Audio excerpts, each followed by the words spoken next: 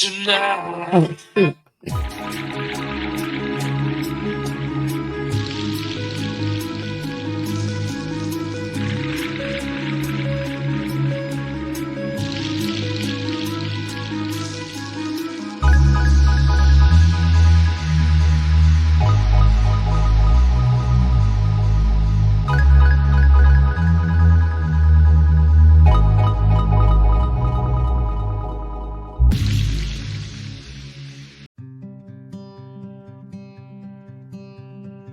It's time for another episode of Meet the Author Podcast. Tonight is a special edition of Meet the Author Podcast, but just as enjoyable as all the other shows. On these podcasts, you'll meet insightful authors. And as always, you'll enjoy the casual conversations. You can watch it live, or you can enjoy the show when you have time. We're talking about books and the pangs of writing and publishing them. Now, on with the show.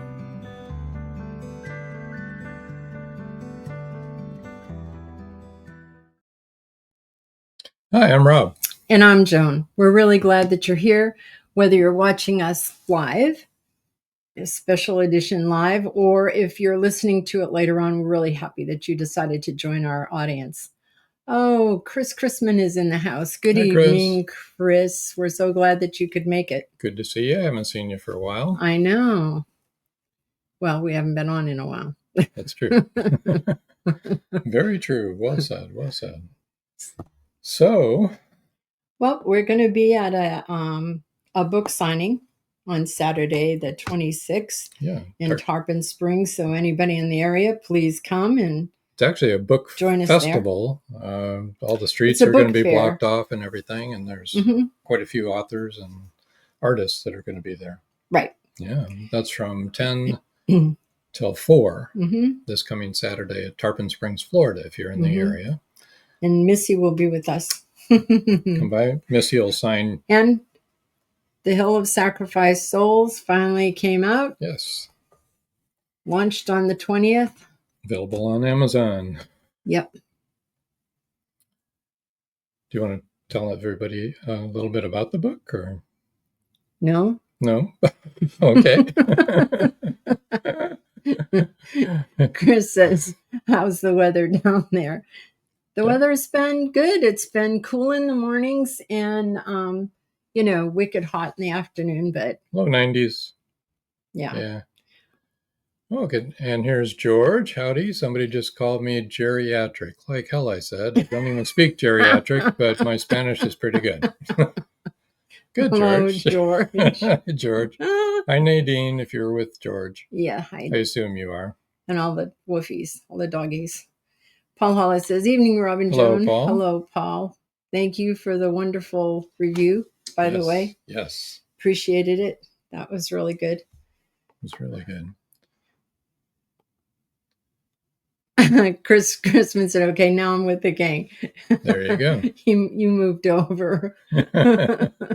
Yeah, we can see you're on Facebook now. There you go. So, do you want to introduce our guest? Yes, I do. Tonight we have a really interesting author. George, you can speak Spanish with her. You both can chat away in Spanish all you want. Her name is Amanda Quintero Aguerrevere, and she can correct me on that. She's the author of We Said Farewell. She is a Venezuelan national living in exile in Paris, France. She was worn down from the perpetual fear of seeing friends and family members abducted and threatened on a daily basis. She left Venezuela in 2016 to pursue a graduate degree at Sciences Po, Paris School of International Affairs, and never returned. An economist, writer, and international business strategist, she now channels her expertise into storytelling that highlights the human impact of political and economic forces. So very timely. We'd like to welcome Amanda. Hi, Amanda. Hi, Joan. Hi, Rob. Thank you for having me. Thanks for being on the show. Thank you for staying up so late. You're live from Paris, France, everybody. So kudos to you for staying up so late and still being awake. That's it's my pleasure. Chris Chrisman says, hola, Amanda. Chris Chrisman says, hola, Amanda. Yes. And George, you have nothing to say. This is the first. Oh, There we go. okay. George says encantado. Hi, George. She's delighted to meet you too, I'm sure. So, let me bring up your website right here. So, those of you that are listening, that you're not watching this live or watching the YouTube video, her website is lesmotsdeamanda.com. And that's where people can get in touch with you, right, Amanda? That's right, yes. And do you have links to your social media or anything like that on there? Up in there, yes. And they're the same handle. Do you have like a newsletter or a blog spot or? Not so far, no, just Instagram and TikTok. Yeah, Instagram and TikTok. Okay.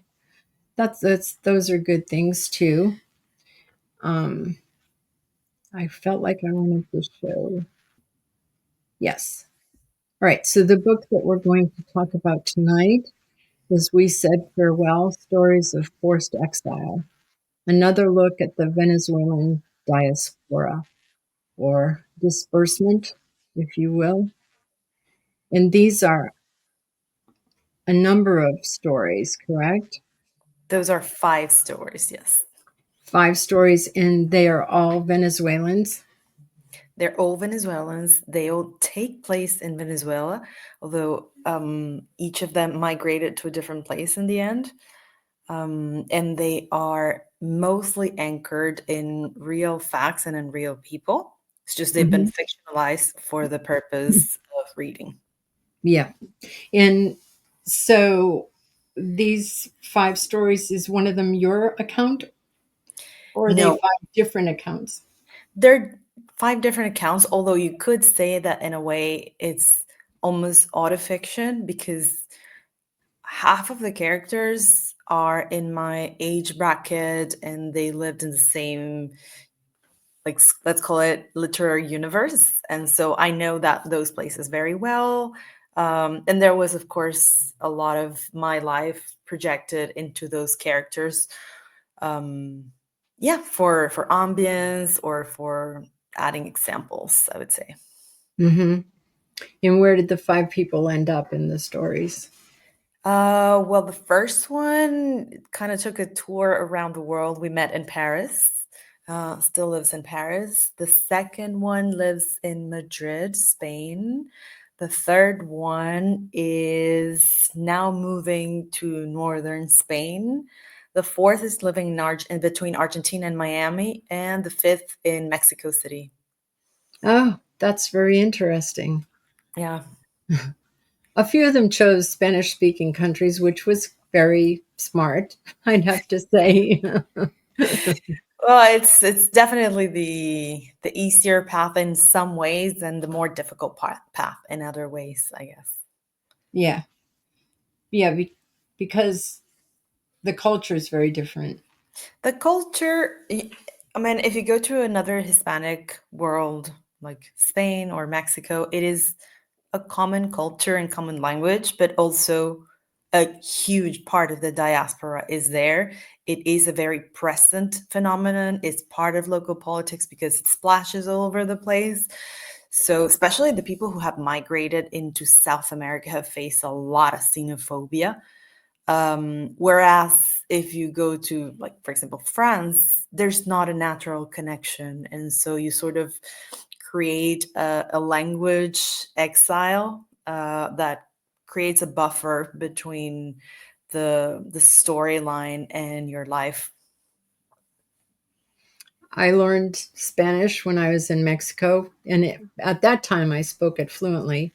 And I can remember when traveling by plane, and I would be seated near someone that spoke Spanish and didn't speak English. When we would converse, they'd always say, "Oh, you're from Mexico."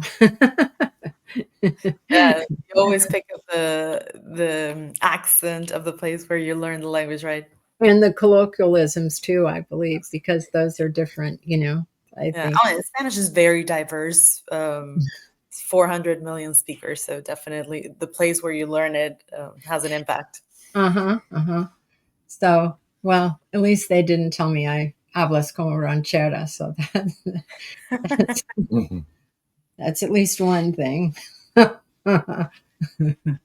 I funny. I had friends from Texas who lived there, and George, you'll appreciate this because George lives in Texas now, and they would try to speak Spanish with a Texan accent, and it was really funny. Oh, that must be It was very amusing. uh-huh. Yeah, they'd say it with a southern drawl and be like, and my friends would say, "What did they just say?" And my girlfriend said, "Well, why do they understand you and they don't understand me?" I said, "Because you're speaking it like this." Yes.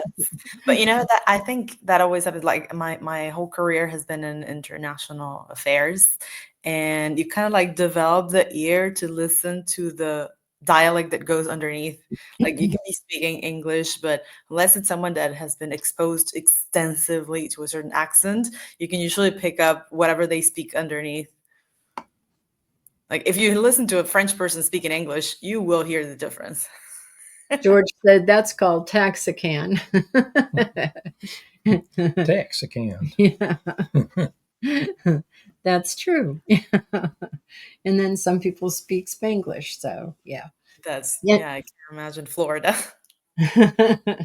Oh, oh yeah. Well, of course, we have Venezuelans, we have Cubans, we have Puerto Ricans, um, we have Mexicans, a lot of Mexicans.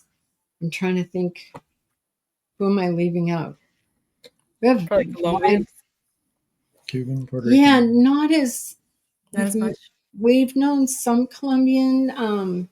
I don't think we have a very Most of them are at huge. Disney World. Yeah, but Tourists, a lot of yeah, tourists there. a lot of tourists, but yeah, yeah.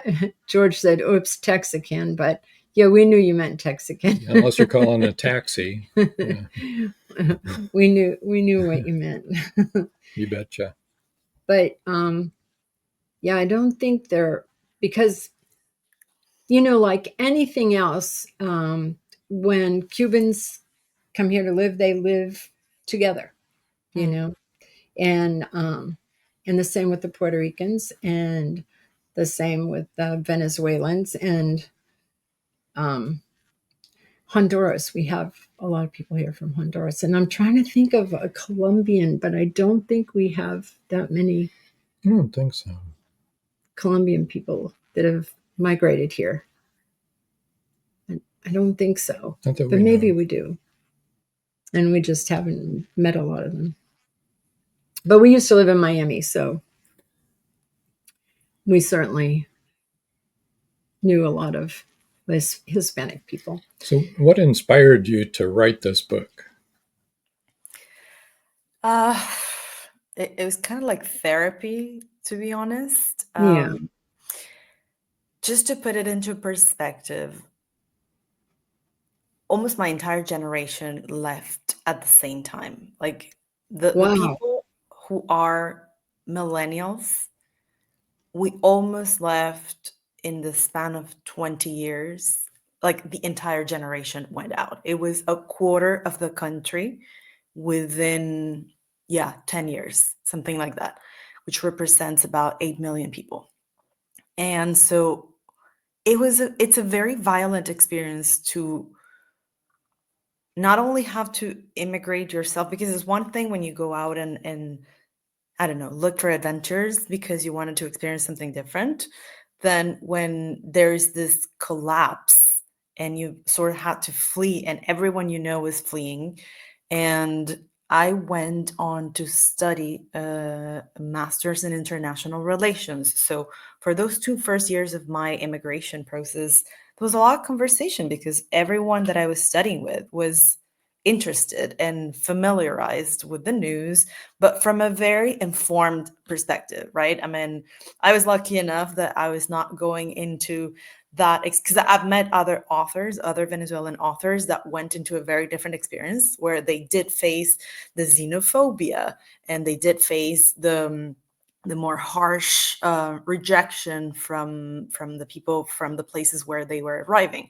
I arrived into an extremely liberal environment with people from all over the world, so there was a lot of intellectual conversation about that, and everyone kept telling me, "Wow, it's something so underreported. Like, really, no one understands what is going on."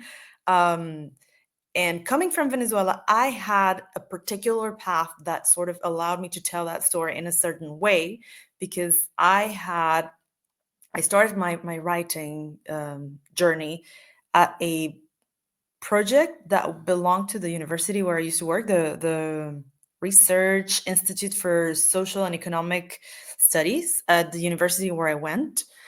And this was the time when Obama was being elected, and Obama had a lot of success with blogs. And so they basically paid us, some like working students, to write a blog about what was happening in Venezuela. So I had blogged about Venezuela for about 10 years by the time I left the country. So I had been following the policy developments very closely. And a couple of years before leaving, I worked for a presidential candidate back then who ended up being in jail. And we wrote together. Well, I researched slash ghost wrote the book, part of the book. And it was a review of the 20th century and kind of like the study of the policy changes in a very technical way. And that experience was very frustrating because it was a lot of research that ended up being read by almost no one. So Yeah. you can imagine the combination of having all of that knowledge and facing my own process, facing those conversations with the people I was studying with. And so at some point I came up with the idea of documenting. That's what I wanted to do. I wanted to channel all that experience into a timestamp that sort of left an account of how I lived it and how people that I know lived it in a way that would illustrate the bigger picture. Because what is happening in the book is that you have 5 stories. They are self-contained, but they are chronological. And so through the journey of reading the 5 stories, you can sort of understand how the collapse unfolded. And that's kind of like how I got inspired to write the book. Then after that, it was like more the making of it. Right. You had to do all this research and you had to relive all of that. Yeah. and and then nobody read it. So you were like, okay, let's put this out there for people that will want to read it and can read it and can better Yeah. understand. Also, that was why I chose to do it in fiction form. Mhm. Because in general, human beings understand stories in a way that's a lot more powerful than reading nonfiction. I'm a big fan of nonfiction. I read about 3 or 4 books per month, and I would say 50% of everything I read is nonfiction. But I understand the power of story, and that as humans, when we connect with the lived experience of some other person, it's a lot more powerful. And one thing that one of the interviewees told me really changed me and convinced me to write it in fiction form. He has probably the most difficult story because he was abducted by, to draw a crazy parallel, but like the SS or the Gestapo of Venezuela, like the political police, and he was abducted and put into this Guantanamo style of prison, tortured and everything. And when he escaped and he went to Argentina and he did his refugee status, he told me that he felt like a number. Like the most difficult part of being a survivalist, something like that, was feeling like it had been dehumanized, and that the entire process of recounting it and doing the legal procedures was very clinical, legalistic, sterile, and that he hadn't found a way to make it human. So my goal when I heard that was to make it as easy to connect with the narrative as possible. To humanize it, Yes, to humanize the story. Yeah. absolutely. And that had to be difficult too, That was because super you lived difficult it. because actually, so what I did first was I spent like 5 years writing book, about a year with each story. So I would first do an interview, and then I would sort of create a first storyline. So I wrote the book a first time, sort of in third person, kind of like an omniscient narrator. And Yeah. then when I reread it, I realized that it was not as easy to connect with that form of narrator. So I rewrote it in first person. And that was so difficult because it meant putting myself in the flesh of those people as they were living through very difficult situations. From, like being fired from a government job for your political beliefs, which is infuriating, but then to be tortured is quite something else, or being kidnapped is quite something else. So yes, it took me a long time to write because I couldn't really go fast with it. Like the experience was super intense, so I had to take breaks constantly. Yeah. And this was all about Chavez, when Chavez came into, So the period it goes from Chavez to Maduro, actually, because it who was begins his vice president, right? with the current president, and he Was was the vice president of Chavez. yeah, and then he stayed as president, has been president since Chavez died in 2013, so Yeah. not negligible. So the book goes from 2000 to 2016, around, or 17, something like that. And you do see the transition, and there is commentary about the changes that came with the change in regime. Yeah. Well, it sounds really difficult. When you left, um, did you immediately go to Paris, where you are now, or did you go Yeah, somewhere else first? no, Or I went immediately to Paris. I immigrated through studies, basically.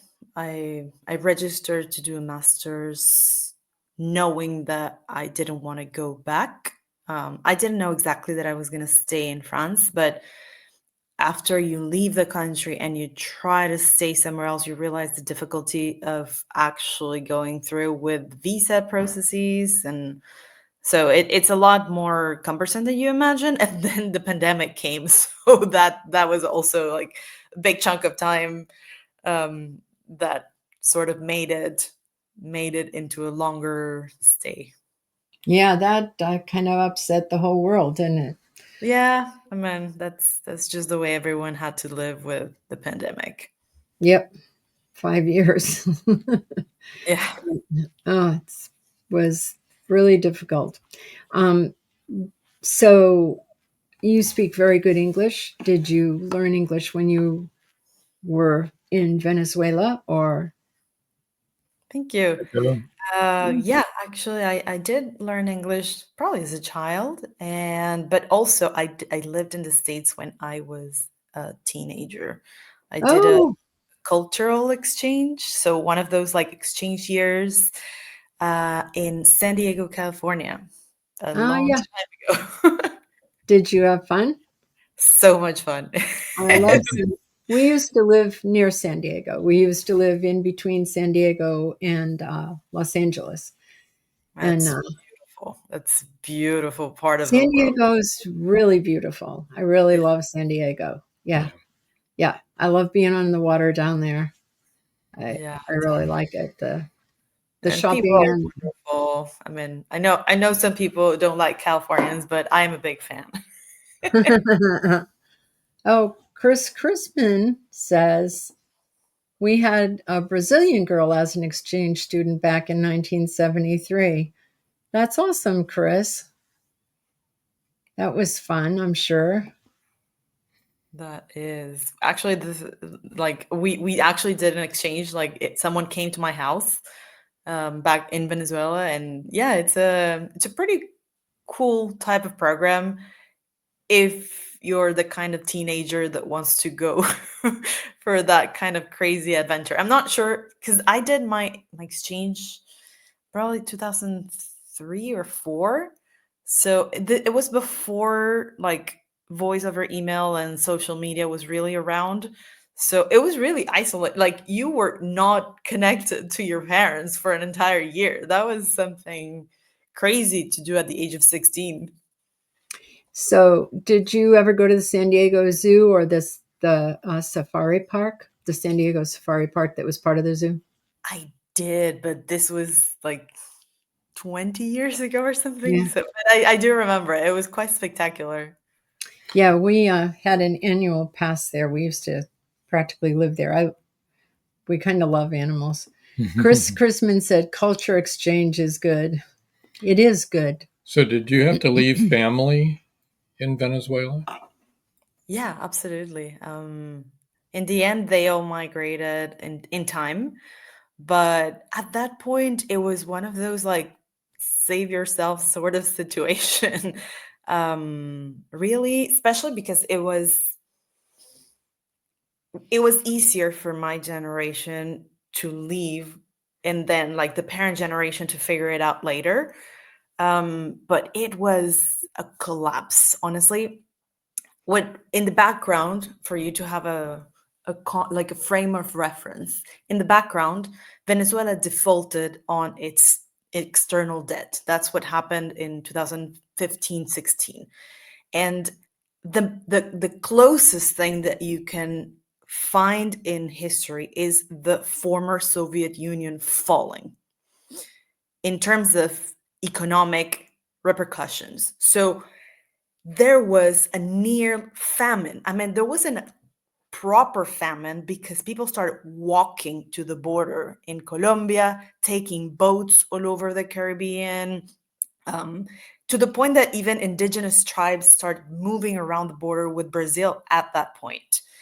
Around my house, we started seeing something that we had never seen. Like Venezuela used to be a very prosperous place, and we Yeah. started seeing families picking scraps of food from the garbage and foraging in the mountains. Like really, there were people going to the rivers to take water. It was like a general collapse. So in that context, many people left with whatever opportunities they had. So it didn't happen in a sort of like you would say organized way. It was very much like I have this passport or I got this scholarship or I'm gonna go see what happens with this cousin over there. So I left with my master's program, also because I was lucky enough in Venezuela to work for a development bank that paid in dollars and I had the savings for it. But yeah, like my brothers moved to different places, then my mom moved to somewhere else, and it's like now 10 years later that we're sort of like trying to regroup.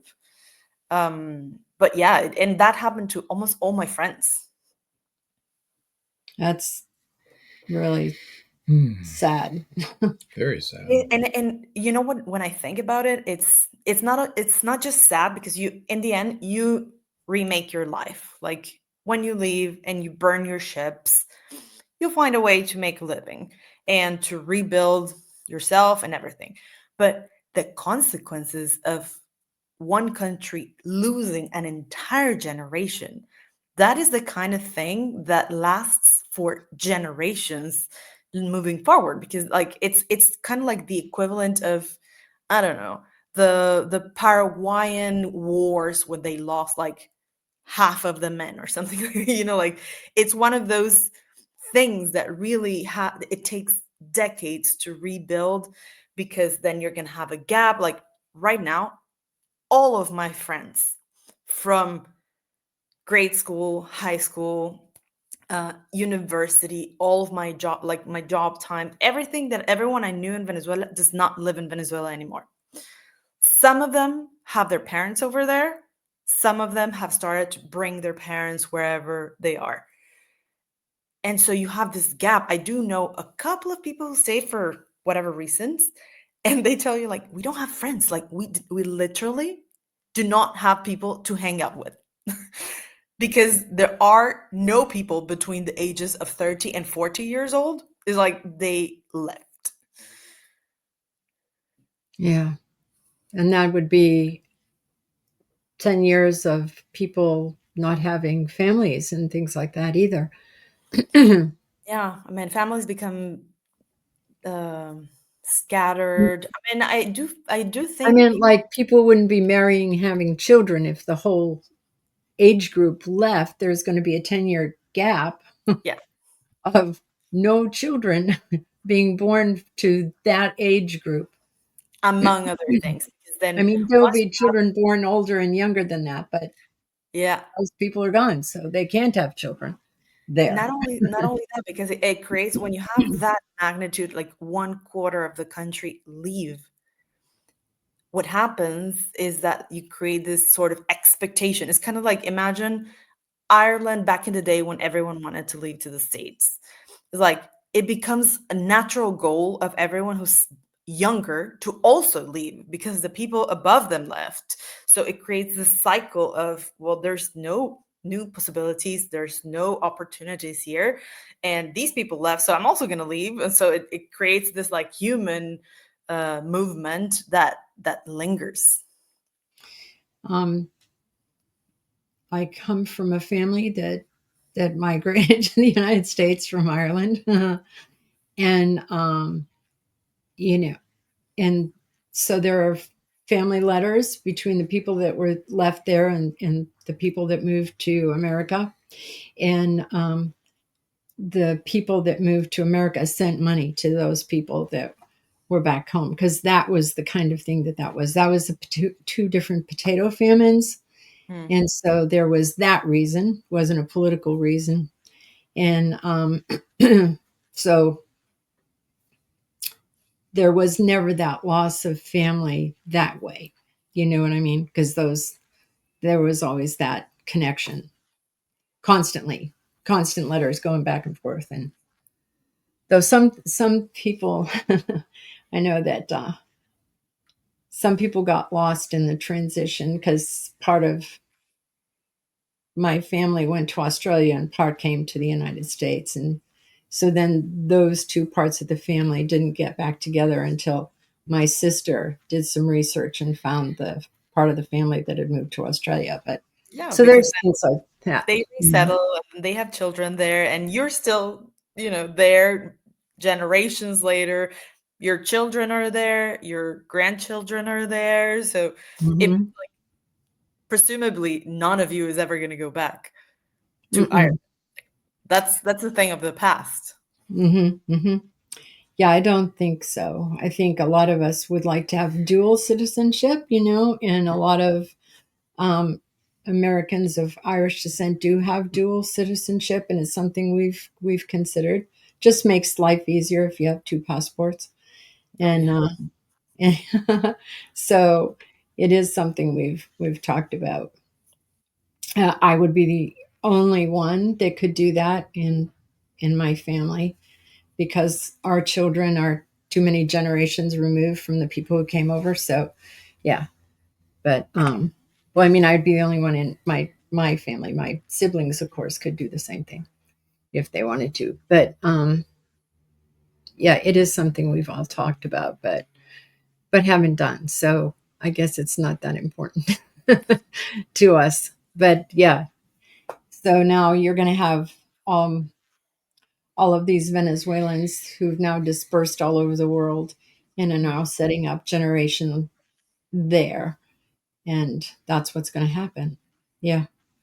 Yeah, absolutely. I don't see anyone going back, also because when you leave a country in the conditions that probably your family left or my family left, you have no desire to go back. Like that is it's too painful. Like you really had to uproot yourself and recreate a life. And so the healthiest way to do that is to mourn it, to grieve it, and to like take root in your new place. Well, I think it was very different because my grandparents did go back, and on both sides they went back. Uh, two of our daughters have gone, and and I I would imagine the Venezuelan culture would be very similar. That once your family, your family. So it doesn't matter how many cousins removed you are, but you go back your family. So Oh they yeah, have. no, I don't mean going back as in like visiting. I mean going back as relocating back to the country. Oh Like, no, Yeah, I take it. don't Yeah. think any of my family would. Well, I take that back. Some of our family does want to relocate there, but um, yeah. I mean, my parents talked about it all the time, but they never did it. So, and that is because, their children and grandchildren were here, and the same for us. We have children and grandchildren and now great grandchildren, so we're not going anywhere. and one thing that I've learned from being a first generation migrant is that you vote with your feet, Yes. and that you will see things very clearly in where you want your children or grandchildren to grow up. Like, Yeah. I Yeah. have a very difficult time imagining anyone who would tell me right now, "Oh, I want my children to grow up in Venezuela." Like, what? I don't see that happening at all, because it's not a safe place. It's not somewhere where, you can see people flourish and have opportunities, or even like escape insecurity. I don't know. It's one of those things. Because even though it's Maduro and it's no longer Chavez, it's the same regime. So it would be going back to the same thing. Yeah. Yeah, I mean, Venezuela had a thing, and that I describe it in the book, especially between stories 3 and 4, where it went over a threshold that is no longer political, in the sense that it was a political project. It became an authoritarian regime, but then it became entangled with the cocaine um, cartels.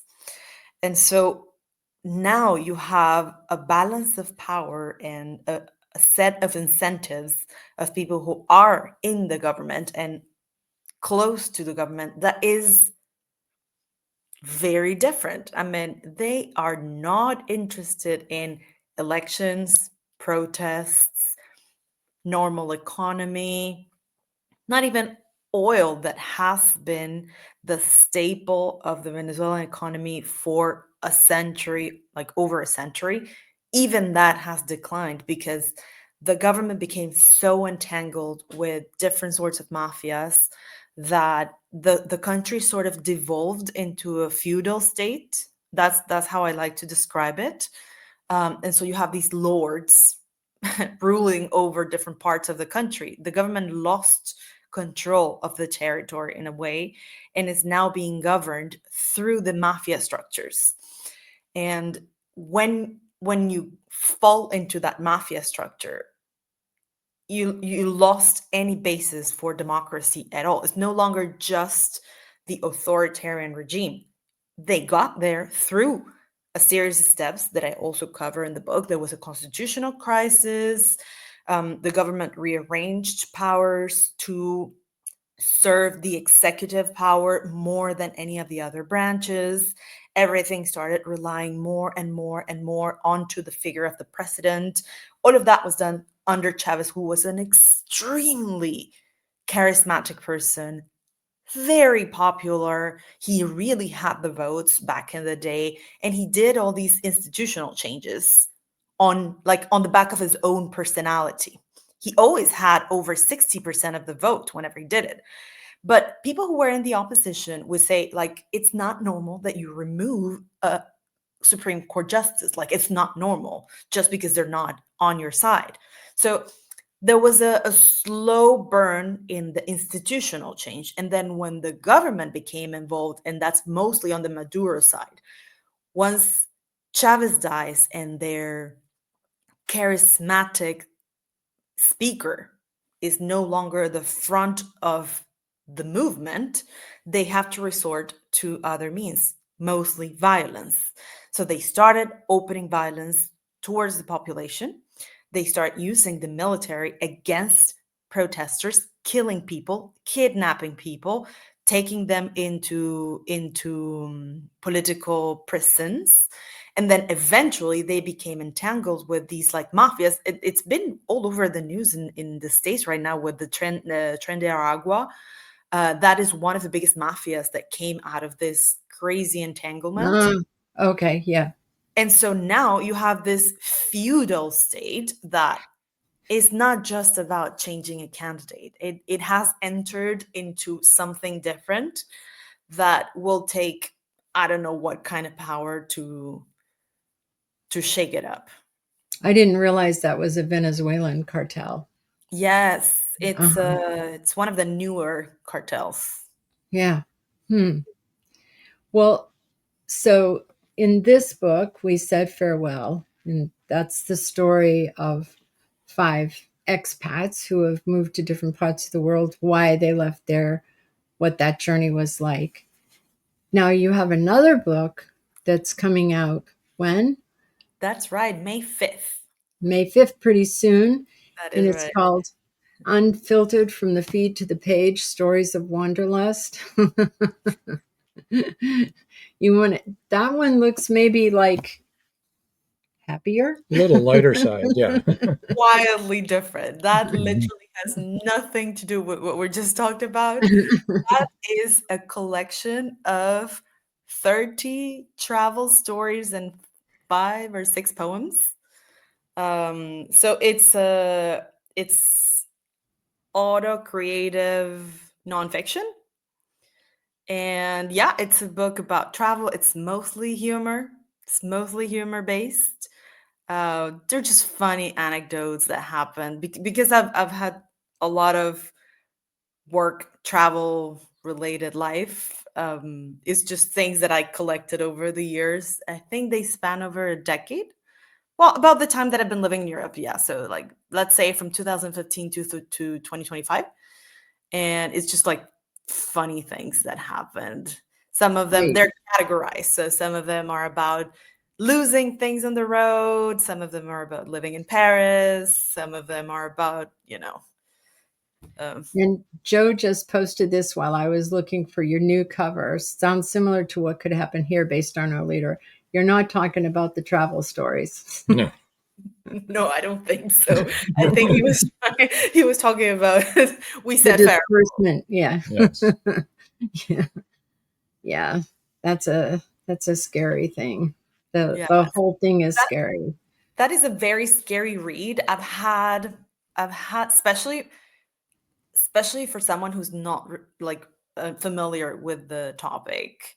But I've had many people many people at this point, there's like, I don't know, 300 people that have read it. Let's say 200 of them are people that I know. Most of them have told me that they've had to read it in less than a week because it is so crazy. The stories are so insane and painful that they had to get through it just to end the pain, to like know what happened. Um, that is, it's not a read for every taste, but if you like political thriller, that's kind of like what you're gonna get. Whereas the other one, Unfiltered, it's kind of like David Sedaris. It's like, like this crazy, neurotic, like self-reflective, overly observant narratives. That's why I wanted to bring up your second book because your first book is pretty heavy and terrifying to see a country taken over by drug cartels, literally, is what you were saying, is that's pretty scary. And so then I knew that you had just finished writing this one and that it'll be published pretty soon. And I thought, this must have been so much happier for you to write. So much. We're And so also much. It's so the subtitle is From the Feet to the Page because I had that idea about 10 years ago. And so I've been collecting those in my private Instagram. So actually, they were originally just like very short captions for my Instagram page. And so like they're actually very short. They are like 3 pages max, like really short stories. Um and they're very like snappy. They have hashtags. It's yeah, I've been writing it for years now. It's been a lot of fun. Joe Conjal says, "Hi, Amanda. You may have already said this before I joined, but do you have a publisher or are you self published?" I am self-published. Both of them are self-published on Amazon. And Chris Chrisman says about the new one, great cover. She's saying, "Where am I again?" Yeah, it was a very funny photo session because I was getting that photo session done for the former book, and for whatever reason I was doing it on film. Like we only had 24 pictures, and this was one of the 24. I like it. Imagine paying $200 for 24 pictures, and this is one of them. So I decided I would honor that picture with of the next book. Yeah. Yeah. But that must have been so much more fun to write then. Absolutely. No, that one was a delight. But your first book had to be cathartic. It had to be, good to get that written, right? It was a grieving process. I wrote it in Spanish first, Mhm. and then I did the translation myself. Definitely, it was kind of like putting the nails on the coffin. It was Yeah. like, we are done with this. Like, it was super cathartic. Every Venezuelan that I know who's read it has told me that they had the same experience reading it. Like, I can put this to rest now. It was difficult, but I am over it. Whereas the other one was more like for the pleasure of capturing little moments of travel and yeah, kind of like turning it into more like general anecdotes that people can take a bite or two out of. Joe Conjal said, "What do you do to market your books?" Well, I do this. I come up in podcasts and conversations. I have organized, I think, 4 in-person events in Paris and in Madrid. I have 2, like an Instagram account, a TikTok account. I'm not great at TikTok. That TikTok is very difficult algorithm. Yeah. Very difficult. So yeah, I've done it. I've done it in English and Spanish. So yeah, that's what I'm doing. You should consider LinkedIn. I do actually. I do, but LinkedIn. So I was on a sabbatical the past year, and I chronicled my weekly updates on LinkedIn, which got a lot of traction. I was Mhm.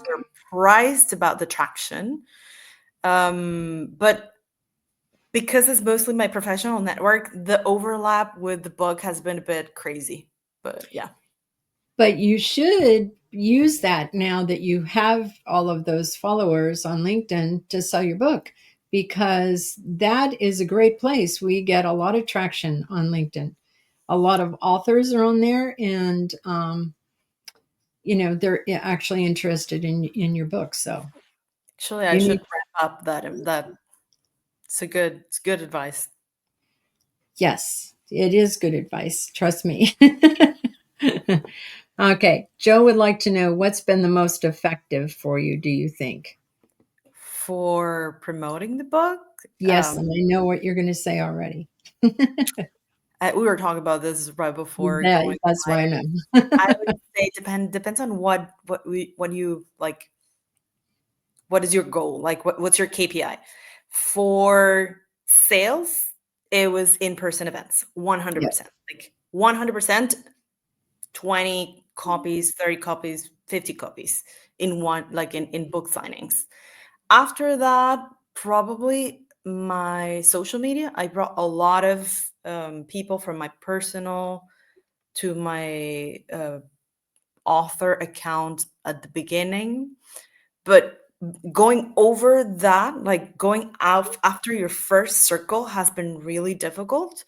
So I first tried with different formats. I did some lives that didn't go very well. So I'm trying to reach out through other people's audiences right now. It brings different publics definitely, but there's no silver bullet, I would say. And I think it wildly depends on the topic of your book.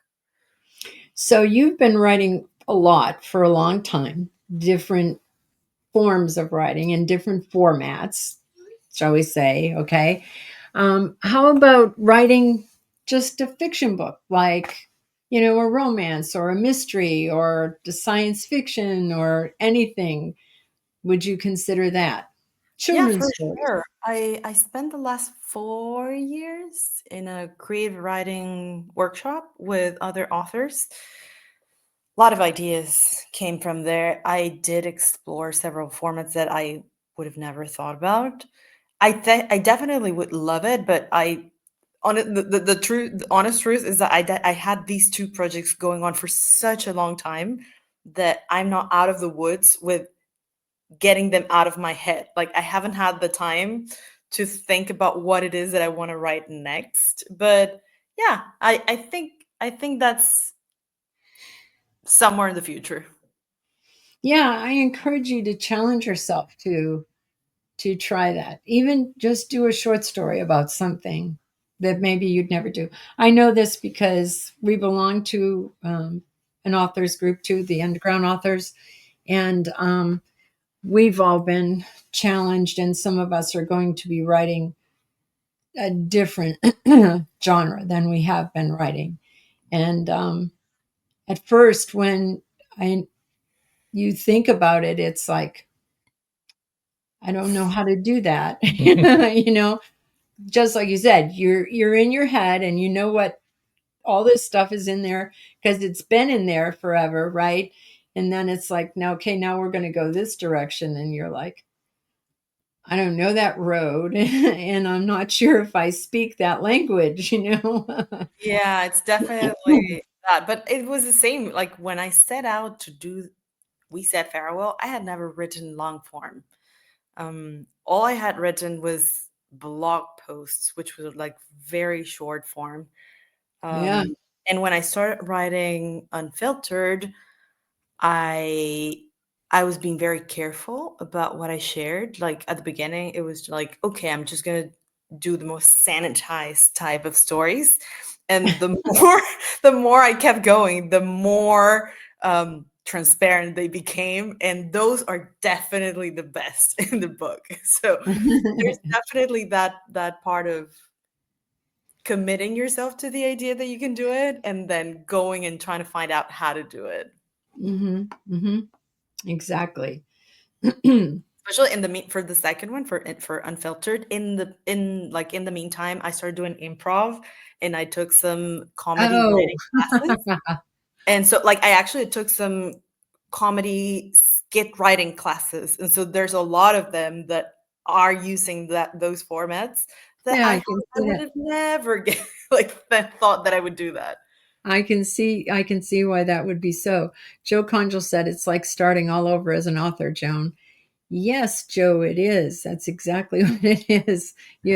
Joe and Paul, who you bet most of them are a part of the Underground Authors, and so I I can remember saying to the group, I I don't think I could ever write science fiction. I just I don't think that I could. Um, and everybody was like, well, a lot of people agreed, like they didn't think they could do it, but other people said it's the same thing as anything else. You think the same way, same format, and that kind of thing, and that's true. So I do think though that is something that you should enjoy. I Like love reading science fiction, so that's why, and I love science fiction. I mean, I've been reading science fiction. I'm trying to think of when I read my first science fiction book. I'm going to say back in the late 1950s, early 1960s. So I really like science fiction, and I've read it for many years, and I also love watching science fiction movies and fantasy movies and stuff. So you would think that was something that I would enjoy. But I have to say that murder mysteries have always been a big part of my life. I like a lot of the classical authors, that you can think of, Agatha Christie and people like that. So, and that's just been easy for me to write. Maybe Yeah, because but I did mean consume. Like I think it's kind of it has to be a genre that you like to consume. Like I like to consume dystopian. So even though it was hard to write, we said very well, it would be something that I would read because I like historic fiction, I like political thriller, I like dystopian. So it wasn't like completely far-fetched. now, see, I love historical fiction also. I read a lot. So I've read a lot of murder mysteries and science fiction and fantasy and historical fiction. I love historical fiction. I love accurate historical fiction so that you can learn about the history, and it's like you're taking your medicine with a spoonful of sugar, because there's also this story that's interwoven in there that you're now learning about history as you're reading this fascinating story, right? And I do like a lot of dystopian type books, things like Hunger Games and Yeah. that type of genre. I love all of that too. At least that's my policy because if you decide to write a book, you're going to spend so much time on that. that it's kind of like Oh, writing a good. thesis when you're in a PhD. Like you have to be obsessed. Yes, it's yes. And then you're going to reread that book, especially as an indie author, very many times Very many to rewrite and go over it over and over again until finally you're like, I never want to see this book again. times. Like I know those books in and out. I don't even have to read it. I can open a page, see one letter, and just know the entire page. Exactly. All indie authors agree with you. It's Yeah. really, really difficult. Now, what we do find when we're writing fiction, because we're writing fiction, um, we find that our characters take over the story. Oh, Chris Chrisman goes, the end. Yes, exactly. It is the end of the book, and it's the end. But you'll be maybe wanting the story to go one way, and the characters have decided, well, it's actually going to go this direction. And so I don't know if you would have found that in writing the way that you've written, Oh, I because definitely agree. Like, it doesn't happen with myself. Like, if I'm writing about myself, I'm that's just anecdotal. it's Yeah, anecdotal, exactly. But with the with writing other people, definitely, I did experience that. Like, there's some mystery happening there. It just the story takes over, and at some point, you kind of like channel it. That's the it closest does. thing that I can explain. It really does. It's amazing, isn't it? It's really an amazing thing. And I think if you've never written, perhaps this would sound crazy to anyone listening, but it really Mhm. is. Yeah, it is really true. Your characters are like, nope, we're really going to do this. Yes. Oh, George. George said, so do you have a poodle? I mean, if you're living in Paris. I don't. Yeah. Well, you'll need to get one. I'm pretty allergic. Well, I don't have Poodles are non-allergenic. they're That's not the poodles are wonderful thing about non-allergenic. poodles. Maybe she's allergic to walking the dog. this. Yeah. It'd be like owning a dog in New York City. It'd Yeah, be be a difficult. lot of work. Yeah. It is a lot of work. Absolutely. So Not it the is same what as living going in the on country. 2 o'clock there or three It o'clock? is. Oh, we need to say good night to you. Yeah, you've been A trooper. a trooper, and really thank you so much for joining us tonight. I want to encourage everybody to pick up a copy of We Said Farewell. Sounds like a really well structured book. Mm-hmm. And very informative. And then coming out, I really like your picture. What date is that? May 5th, May Cinco 5th. de Mayo.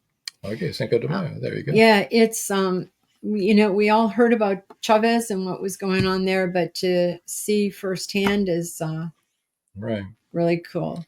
George says this is one of your best interviews ever. That's for sure. Thank you, George. Very kind.